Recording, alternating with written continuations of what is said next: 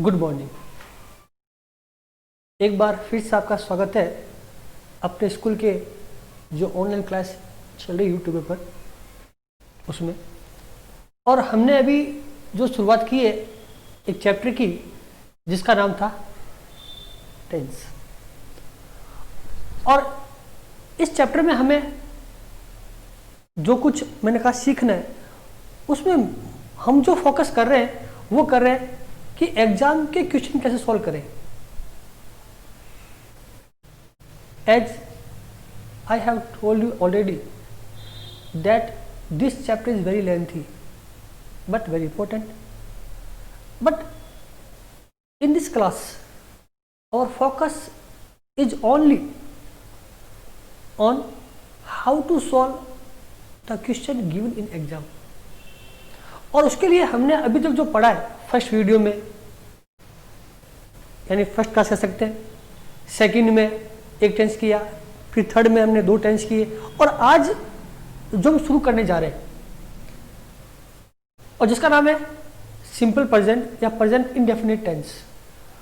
मैंने पहले कहा था कि हर स्कूल में हर किताब में ये जो आज हम सीख रहे हैं जो 4th नंबर पे वो फर्स्ट होता है। लेकिन मैंने कहा था कि अपने सीखने का तरीका कुछ अलग होगा, सिंपल टू कॉम्प्लेक्स। यानी पहले वो चीज सीखे जो थोड़ी आसान हो, फिर उसको आधार बना के हम आगे बढ़े तो सीखने में आसानी रहेगी।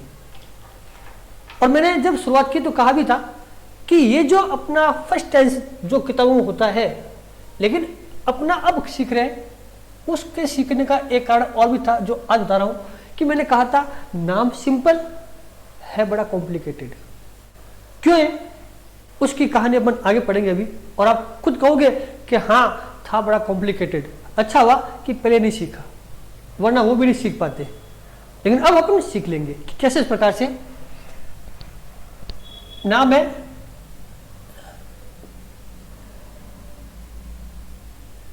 Present indefinite.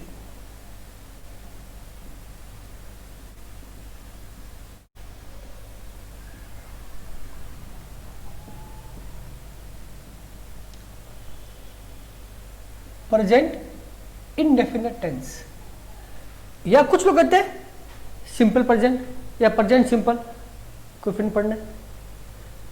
अब इसमें जो बात आ रहा है शब्द इंडेफिनिट, देखो पहले आया था कंटिन्यूस, मतलब उसमें ये बोध हो रहा है कि वो जो वर्क वो जो एक्शन है वो कंटिन्यू एट प्रेजेंट, वो अभी चल रहा है। फिर है प्रेजेंट परफेक्ट, परफेक्ट यानी कंप्लीट, इट मीन्स वो एक्शन एट प्रेजेंट कंप्लीट हो गया। और वहां मैंने बात की थी कि जो काम पूरा हो जाए वो होता है भूतकाल में, लेकिन वो काम तो पूरा हो चुका है लेकिन उस एक्शन का जो काम कंप्लीट हुआ है उसका रिजल्ट, उसका effect at present we can feel और ऑब्जर्व, इसलिए वो वाक्य आ गया प्रेजेंट परफेक्ट में। फिर है प्रेजेंट परफेक्ट कंटिन्यूस जो 2 को साथ लेकर चलता है, कंटिन्यूस भी है और परफेक्ट भी है। और मैंने कहा था कि कोई हो सकता है 2 घंटे से बारिश हो रही है, इट मीन्स बारिश को होते हुए 2 घंटे तो हो गए, ये काम पूरा और अभी भी चल रहा है। लेकिन यहां ऐसा कुछ भी नहीं है, इनडेफिनेट है जिससे कुछ भी बोध ना हो कि काम चल रहा है या काम हो चुका है या कुछ काम हो गया अभी चल रहा है, कुछ भी पता चले वो इनडेफिनेट है, अनिश्चित है। ये जो शो करता है वो क्या करता है कि हम ये काम करते हैं, अभी कर रहे हैं पता नहीं है, या कर चुके हैं पता नहीं है, अब करेंगे पता नहीं। हम ये काम करते हैं, हमारी हैबिट है, हमारा नेचर है, या ऐसी कोई बात है कि कोई दिनचर्या रोज का काम वो किसी को बता रहे हैं। तो इसमें जो पहचान होगी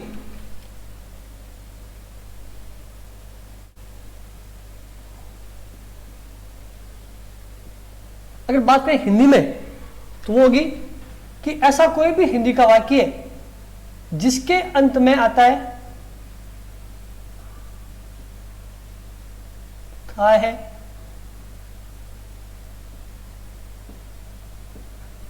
या ती है या ते हैं। मैंने पहले कहा कि सबसे इंपॉर्टेंट बात जो हमें याद रखनी है वो उसकी आभास, कि इन वाक्यों से जो हमें मालूम चलेगा वो ये होगा कि हम जो काम कर रहे हैं या कोई भी आदमी काम कर रहा है वो उसकी हैबिट है, यानी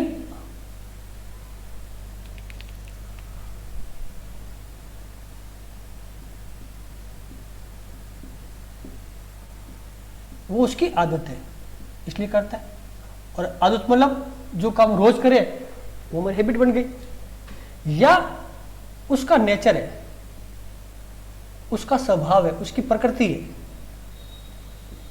इसलिए ऐसा कर रहा है, हो सकता है। या फिर यूनिवर्सल ट्रुथ,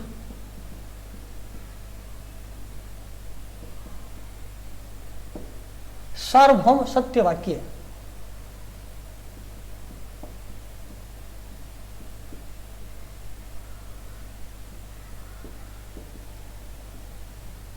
इनका बोध होगा।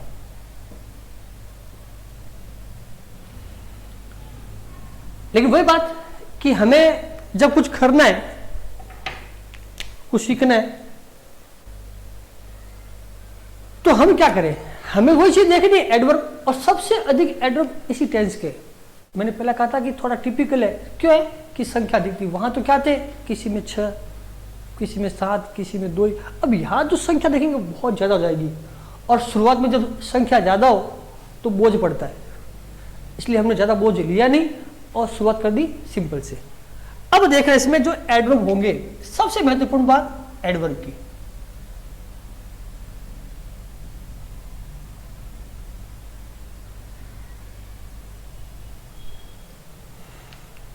और वो जो एडवर्ब यहां पर है वो कौन कौन से,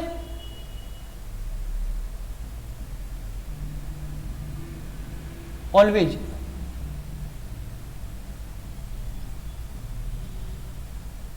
हमेशा।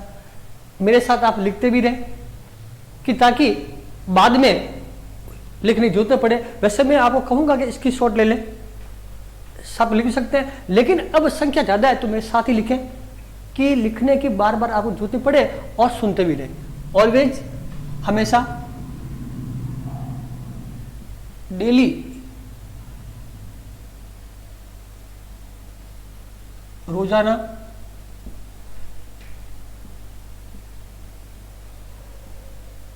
सेल्डम, कदाचित,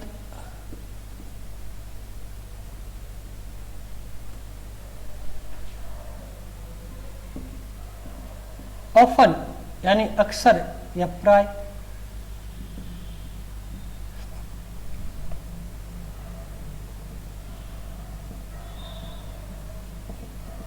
समटाइम्स यानी कभी कभी,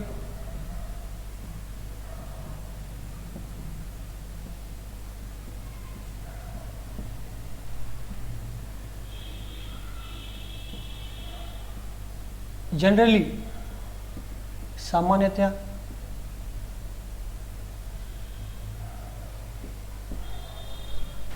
यूजुअली इसका अर्थ भी होता है सामान्यतः। लिख नहीं रहा इंग्लिश का मैं,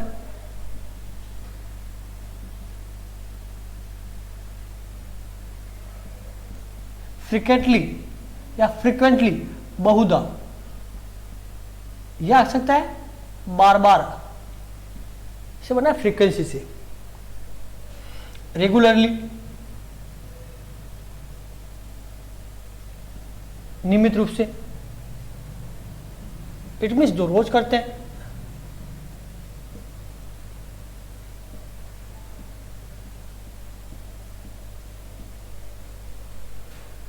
इसके अलावा और भी है, ऑन प्लस डे। अब यहां पर क्या होगा, डे के नाम हो जाएंगे, on Sunday, on Monday, on Tuesday, ऐसा हो जाएगा। तो मैं लिखा नहीं है, यहां डे के नाम होंगे। या सकता है ईच और एवरी प्लस टाइम, वही यहां भी कोई होगा time, day, month, year, week, every day, every week, every month, each day, each Sunday, कोई ना कोई यहाँ टाइम होगा, यहाँ भी डे होगा, ये भी हो सकता है। और कई बार ऐसा होता है कि ये एडवर्ब नहीं आए, वो बात यहां पर भी है। तो उन वाक्यों से जो सेंस होगा हैबिट, नेचर और यूनिवर्सल ट्रूथ का, वो भी हमको याद रखना है। इनको भी आप विशेष रूप से इसको ब्रैकेट में बंद कर लें। ये भी हमें याद रखनी है कि एग्जाम में इनसे भी सवाल बनेगा।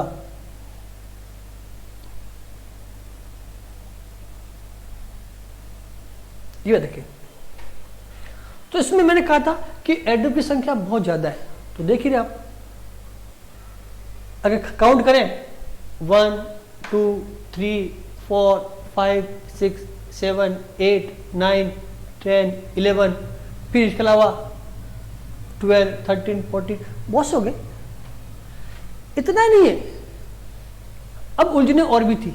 वहां सीखा था पहले कि जो ही एडवर्ब को देखें और एडवर्ब को देख के भी क्या करनी है, उसके टेंस की पहचान करनी है।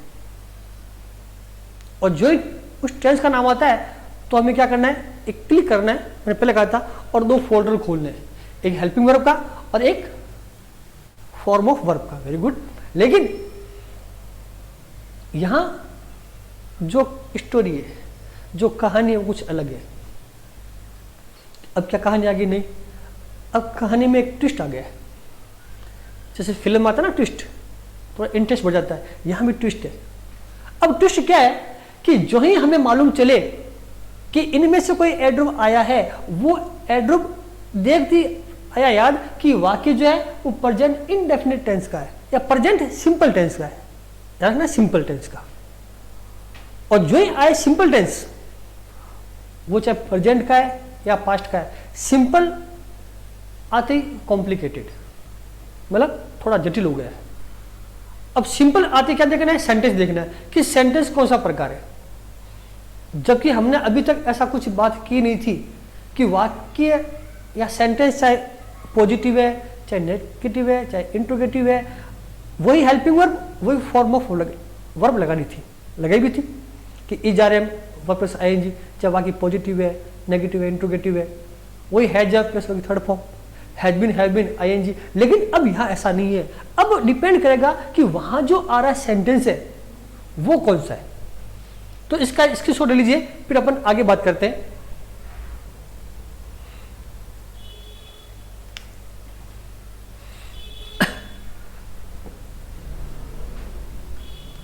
अब बात आती है नेक्स्ट कि ये एडवर्ब आने पर या कोई भी वाक्य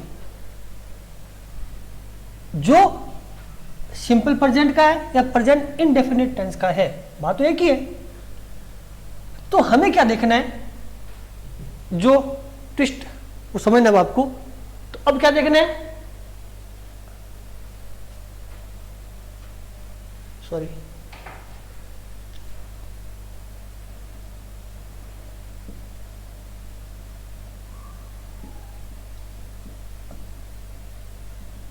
काइंड ऑफ सेंटेंस, वाक्य का प्रकार देखना है। कैसे देखना है? अब वाक्य के प्रकार यानी वाक्य कितने प्रकार के होते हैं वो हमने पहले बात कर रखी है और आपको शायद जानकारी भी होगी, क्योंकि आपका भी जो लेवल है वो छोटे बच्चों का तो नहीं है, सेकंड लेवल का है।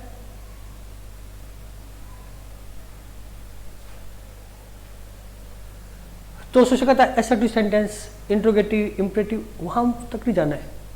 हमें केवल देखना है कि एसर्टिव सेंटेंस था ना, पॉजिटिव और नेगेटिव और इंट्रोगेटिव, 3 बात करते हैं। हमें देखना है कि वहां जो सेंटेंस आ रहा है, क्या देखना है कि वहां जो सेंटेंस आ रहा है वो सेंटेंस कौन सा है। वो सेंटेंस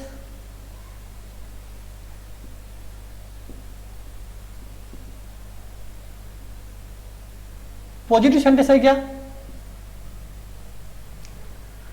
पॉजिटिव, या देखना है कि वो वाक्य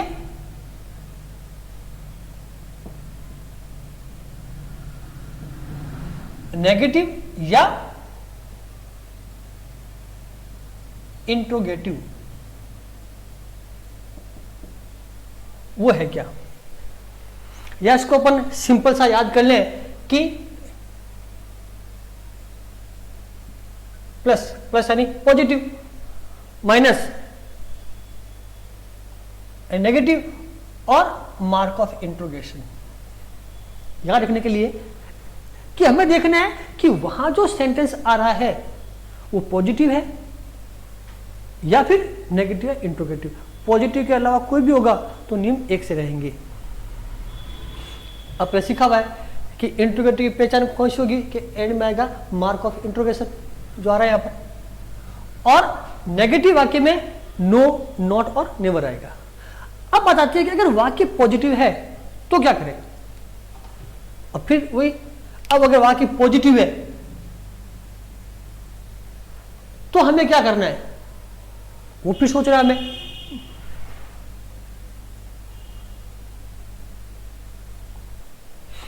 अगर वाक्य पॉजिटिव है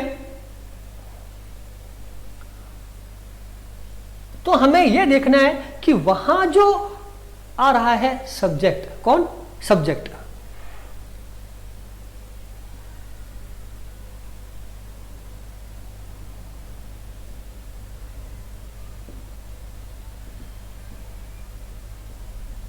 वो सिंगुलर है या वो सब्जेक्ट प्लूरल है।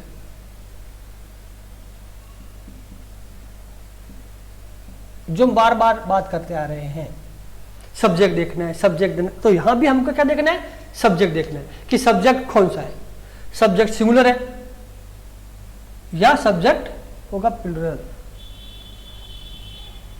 अगर सब्जेक्ट सिंगुलर है तो नियम अलग होंगे, और होगा सब्जेक्ट हमारा प्लूरल तो भी अलग होंगे। अब बताता है कि अगर सब्जेक्ट सिंगुलर है तो हमने बात की थी कि सब्जेक्ट अगर सिंगुलर है तो एस का आना जरूरी है, एस एस मिलाएंगे। तो वहां क्या होगा, जो वर्ब आएगी कौन आएगी, वर्ब। और मैंने पहले कहा था वो मेन वर्ब होगी, बेस रू कह सकते हैं, रूट फॉर्म होगी, या कहते हैं वर्ब की फर्स्ट फॉर्म होगी। तो इसमें क्या करेंगे अपन, प्लस ऐड कर देंगे एस या ई एस। कई बार जोड़ते हैं आई एस भी जोड़ते हैं, लेकिन वो नियम एस और ई एस का ही है, क्योंकि वाई को हटाकर आई उसके बाद लगता है ई एस। तो ये हो गया। और अगर सब्जेक्ट है प्लूरल तो कुछ नहीं करना है, उसमें वर्ब की फर्स्ट फॉर्म जो वहां दे रखी होगी उसको अपन जो का त्यों वापस लिख देते हैं, कोई बदलाव नहीं होगा। यानी बात कब है, जब सब्जेक्ट सिंगुलर हो, और एग्जाम में ही देता है। लेकिन बात आएगी अगर सब्जेक्ट अगर सेंटेंस नेगेटिव है या इंट्रोगेटिव है तो क्या ट्विस्ट है। अगर नेगेटिव और इंट्रोगेटिव है तो बात वापस वही पहले वाली, ये क्या लगा है हेल्पिंग वर्ब और क्या लगा है वर्ब की फॉर्म।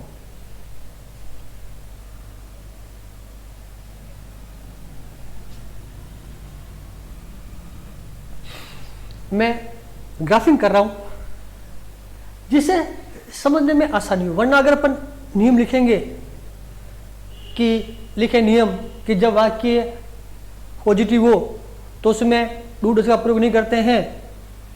दूसरी बात, जब सब्जेक्ट सिंगुलर हो तो वर्ब में एस या एस लगाते हैं। नंबर 3, जब सब्जेक्ट हो प्लूरल तो वर्ब की फर्स्ट फॉर्म लगाते हैं। तो शायद उसमें उलझन हो जाएंगी, बार बार पढ़ना पड़ेगा।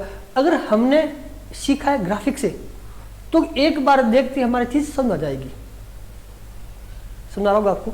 अब यहां क्या देखना है हमको, हेल्पिंग वर्ब, वापस वही जो पहले था। ये कब देखना है, जब वाक्य नेगेटिव और इंट्रोगेटिव हो, और फॉर्म ऑफ वर्ब। मैंने पहले कहा था ये थोड़ा लेंदी है और इंपॉर्टेंट भी है, एग्जाम क्वेश्चन आते भी हैं।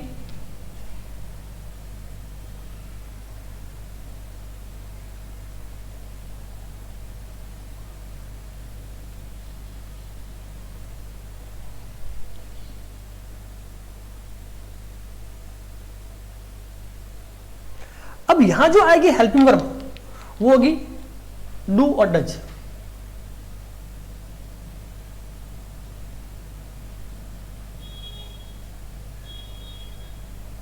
और जो फॉर्म की वर्ब होगी वो होगी वर्ब की फर्स्ट फॉर्म। वही बात डज कब लगाना है, जब सब्जेक्ट सिंगुलर हो, क्योंकि एस जुड़ गया, एस से मैच करना है, जो बात पहले कर चुके हैं तो जरूरत नहीं है। तो इस प्रकार अपन एक स्टेप और बढ़ गए। इसलिए मैंने कहा था कि हम इसको सीखेंगे बाद में। आया समझ में? मैंने कहा था ना आगे, इसलिए मैंने कहा कि सिंपल केवल नाम है बड़ा कॉम्प्लिकेटेड।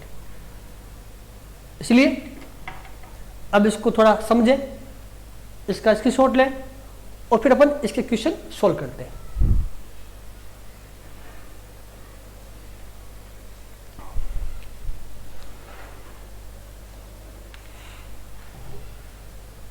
चलो अब लेते हैं अपन कुछ सेंटेंस और समझते हैं इसको।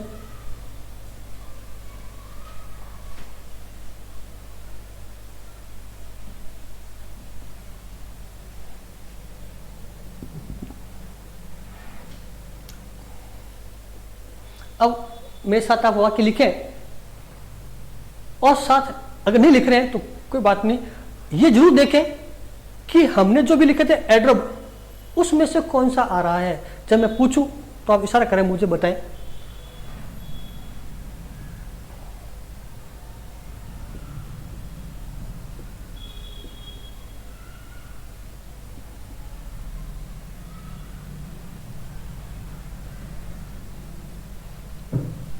मोहित ऑलवेज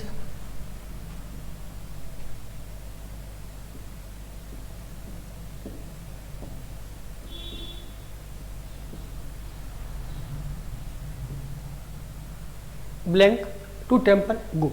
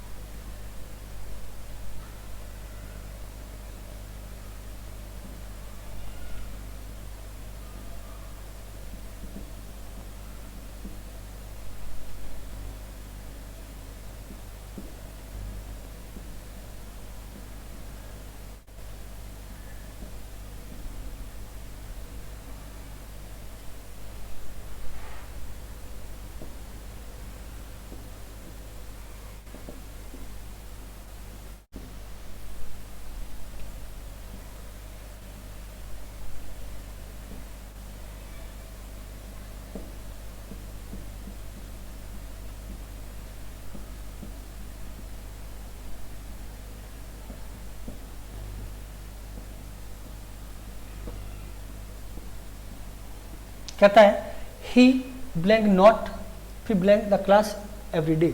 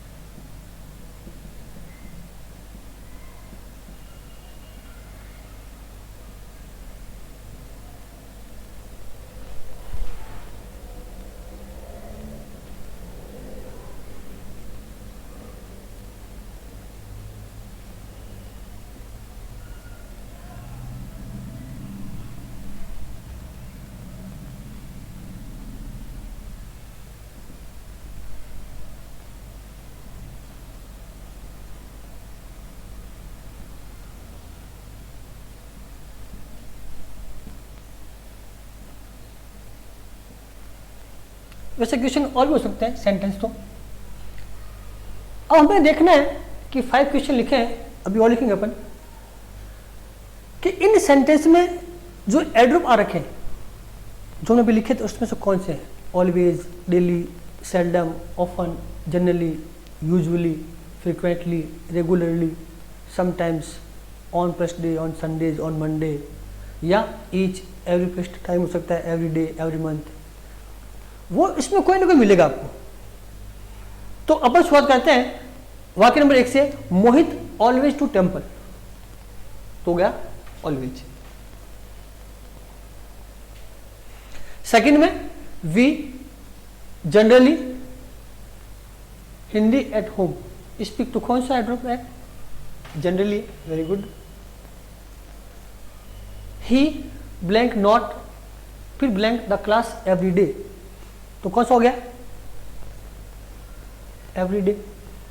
उस प्रकार फोर्थ में दे नॉट मी डेली, तो डेली हो गया। इसमें दिवाली यूजुअली इन नवंबर, तो यूजुअली हो गया। तो पहला काम तो ये होगा हमारा कि हमें फाइंड आउट करना है कि एडवर्ब कौन सा है। अब जो पहली बात हो गई कि एडवर्ब का पता लग गया, तो दूसरी बात कि वो एडवर्ब है किस टेंस का। तो अभी जो सीख रहे ये सारे जो है always, generally, everyday, daily, usually, किसके हैं? सिंपल प्रेजेंट के या प्रेजेंट इंडेफिनिट के? Simple present. अब जो ही नाम है सिंपल का, इंडेफिनिट का, मैंने कहा है कि स्टोरी में ट्विस्ट है।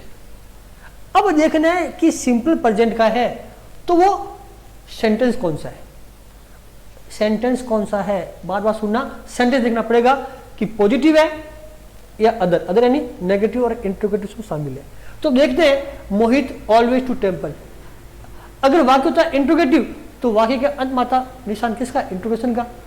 और अगर होता नेगेटिव तो इस वाक्य में कहीं नॉट है क्या? या तो आएगा वाक्य में या आएगा ब्रैकेट में। नहीं है, इट मींस वाक्य पॉजिटिव है। दूसरा भी वाक्य कौन सा पॉजिटिव है? क्योंकि इसमें भी नॉट नहीं है और मार्क ऑफ इंट्रोगेशन नहीं है। फिर तीसरा देखें, नॉट आ गया, इट मींस वाक्य कौन सा हो गया? नेगेटिव हो गया। फिर चौथा देखें, नॉट आ गया, नेगेटिव हो गया। फिर पांचवा देखें, नॉट तो नहीं है लेकिन मार्क ऑफ इंट्रोगेशन है, तो इंट्रोगेटिव हो गया। तो हमें ये भी देखना है कि वाक्य पॉजिटिव, नेगेटिव या इंट्रोगेटिव। अब वाक्य पॉजिटिव है तो फर्स्ट देखना नियम। अब वाक्य अगर पॉजिटिव है तो क्या देखना है? सब्जेक्ट कौन सा। फिर चलना पड़ेगा आगे कि पॉजिटिव में देखना है सब्जेक्ट कौन सा। अब यहां देखना है कि सब्जेक्ट जो है वो कौन है?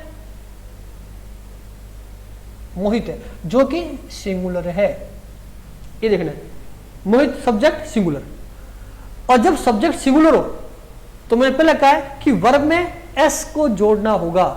अब वर्ब कौन सी है? गो, तो जाएगा गोज, क्योंकि सब्जेक्ट सिंगुलर है तो इसमें भी एस जुड़ेगा। अब था सब्जेक्ट वी। अब वी कौन है? ये प्लूरल है।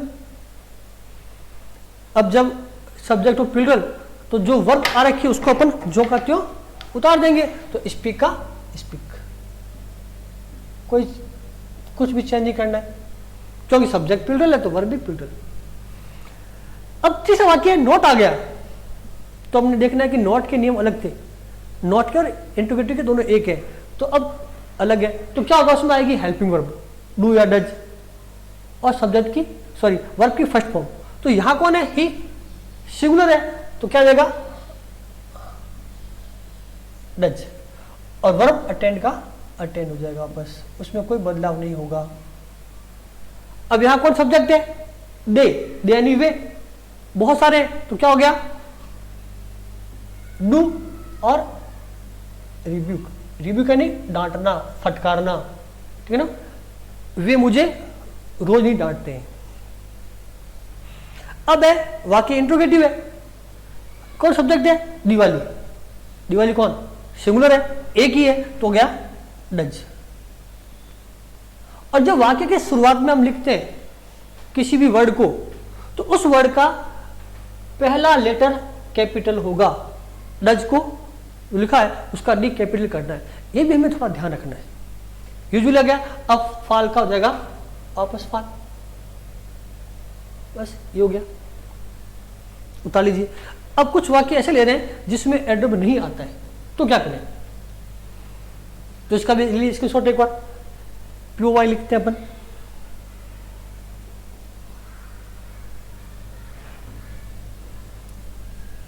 अब मैंने पहले कहा है कि कई बार वाक्य में एडवर्ब आता ही नहीं है, लेकिन वहां हमें कुछ और सोचना होगा इस टेंस में, और वो क्या देखना है कि वो वाक्य क्या दिखा रहा है। जैसे था कंटिन्यूस तो काम का चलना, था परफेक्ट काम का पूर्ण होना, था परफेक्ट कंटिन्यूस समय के साथ चलना। अब जो होगा अब देखें,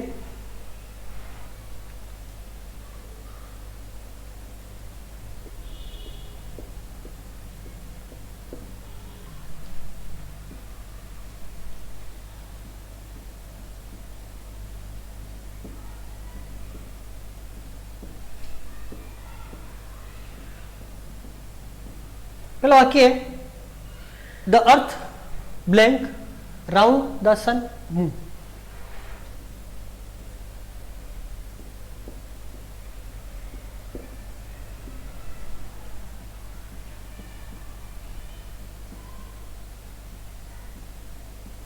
the earth blank round B. वाक्य मैंने कहा ना बहुत से,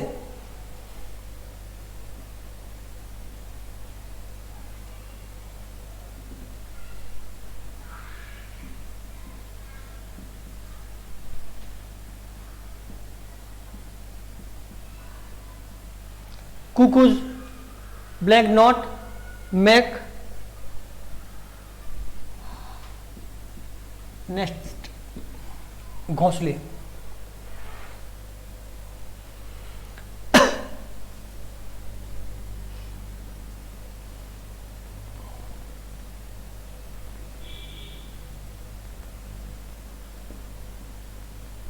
बैक स्टूडेंट्स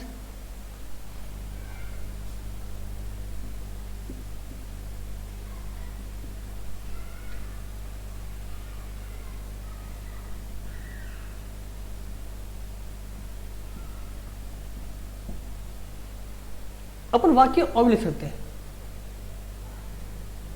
लेकिन अपन फॉर ले रहे हैं। अब वाक्य देखें, the earth round the sun, the earth round, cuckoos not make nest, bad students never work hard. ये चारों वाक्य हैं और चारों वाक्य में कोई एडवर्ब नहीं है जो अभी हमने सीखे थे। अब एडवर्ब नहीं है तो सेंस निकालना है।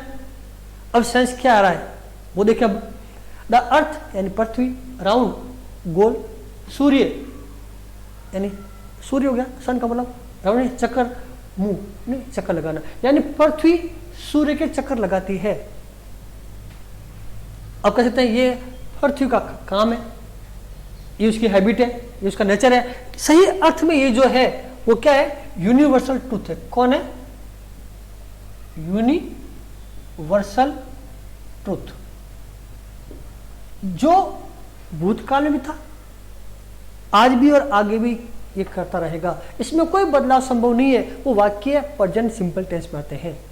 और जब वाक्य प्रेजेंट सिंपल टेंस को, वही कहानी क्या देखना है, सेंटेंस देखना है कि वाक्य पॉजिटिव है या अदर है।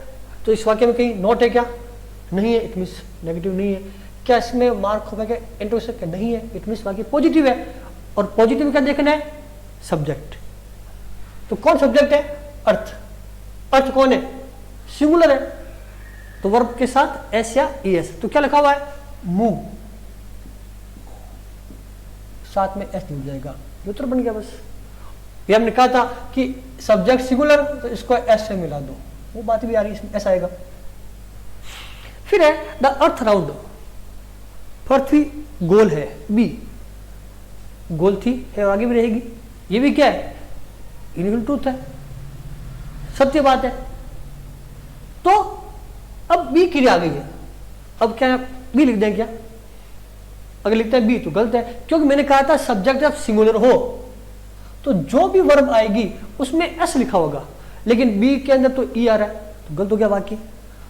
अब देखना है कि जो बी क्रिया है उसको में ध्यान रखना है कि बी को अपन दो पार्ट में बांट रहे हैं। बी वैसे तो तीन होते हैं, first form, second form, third form.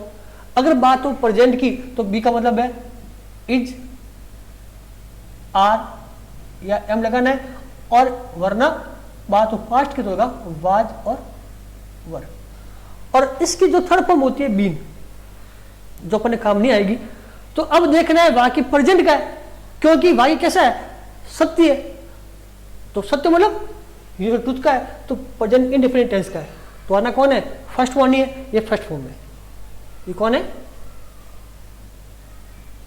Verb की फर्स्ट फॉर्म, और ये है वर्ब की सेकंड फॉर्म। अब वही सब्जेक्ट सिंगुलर है तो कौन आ जाएगा, इज, तो यहां हो गया इज। ये भी एस और एस मिल गए, देखना आपको। अब है कुकूज यानी कोयल, नॉट नहीं, मेक बनाना, नेस्ट यानी घोंसले, यानी कोयल घोंसले नहीं बनाती है,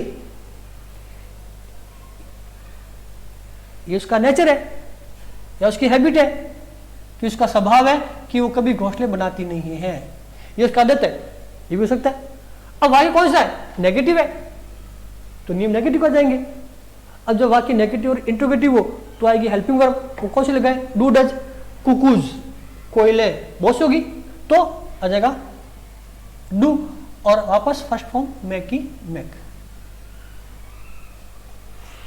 अब वही बात है, नेवर वाक्य नेगेटिव, क्या कहता है, बैड स्टूडेंट्स बुरे विद्यार्थी, मैं आपकी बात नहीं कर रहा, ठीक है ना, आप तो बहुत अच्छे गुड स्टूडेंट्स हैं, लेकिन जो बैड स्टूडेंट्स है, नेवर वर्क हार्ड, बुरे विद्यार्थी कभी भी मेहनत नहीं करते हैं, सत्य बात है, और हम करते हैं तो अच्छे हैं और नहीं करते वो बुरे होंगे।